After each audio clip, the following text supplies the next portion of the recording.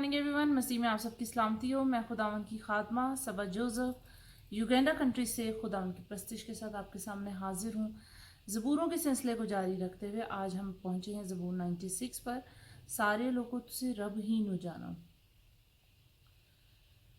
सारे लोगों तुझसे रब ही नु जानो।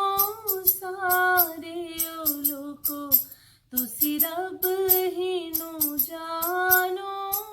ओ दी बजुर्गी ते कुवत नु मानो। ओ दी बजुर्गी ते कुवत नु मानो। जैसा रब दाना है तैसी इज़्ज़त दी जानो। जैसा रब दाना है तैसी इज़्ज़त दी जानो। सदा चढ़ावे ईमान दे गुजरानो। ईमान दे गुजरानो।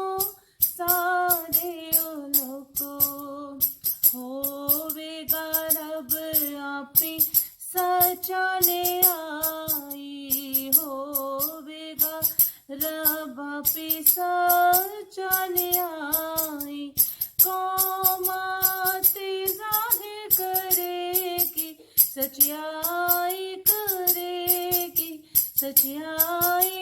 सारे लोगों आकाश धरती खुश होके वाजे बजाए। आकाश धरती खुश होके